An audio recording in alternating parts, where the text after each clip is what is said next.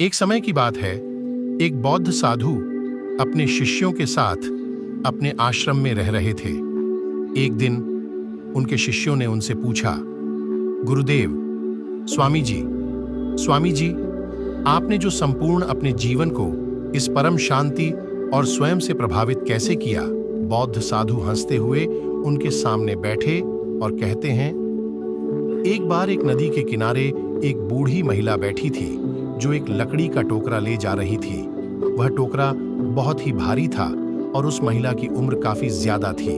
हालांकि वह अपने बूढ़े शरीर के साथ भी बहुत ही बुद्धिमान और सशक्त थी।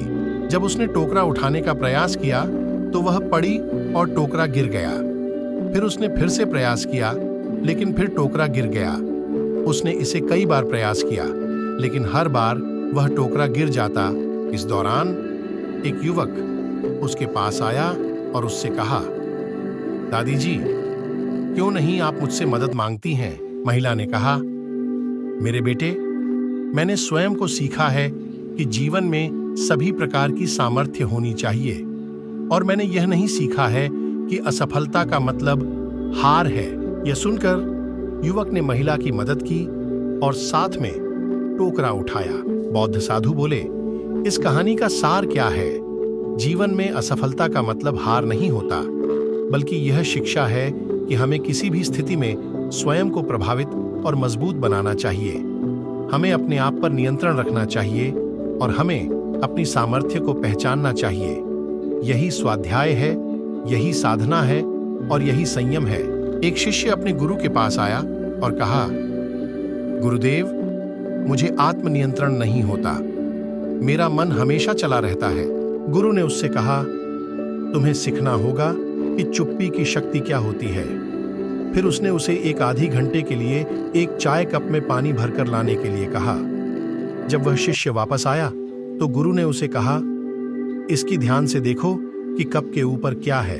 शिष्य ने कहा, पानी, गुरुदेव। गुरु ने कहा, पर क्या इसमें कुछ और भी है? शिष्य ने देखा, पर उसने कुछ और नहीं देखा। फिर गुरु ने उसको कहा, अब इसका मान कर देखो कि क्या अब कुछ अन्य है। शिष्य ने कप को ध्यानपूर्वक देखा और उसने धीरे धीरे कप को हिलाया। कुछ समय बाद वह एक ध्वनि सुनाई दी जो उसने पहले कभी नहीं सुनी थी। गुरु ने कहा, देखा, जिसके लिए तुमने ध्यान से चुप्पी से कप को देखा, उसके लिए तुम्हारे ज्ञान में एक नई बात सामने आई। यही है चुप्पी की शक्ति। जब हम अपने मन की चुप्पी के साथ अधिक ध्यान देते हैं तो हमें अपने अंदर के नए और गहरे तत्वों की खोज होती है। इस कहानी से हमें यह सीखने को मिलता है कि चुप्पी और ध्यान की शक्ति हमें अपने मन को नियंत्रित करने में मदद करती है, जो आत्मनियंत्रण की दिशा में एक महत्वपूर्ण कदम है।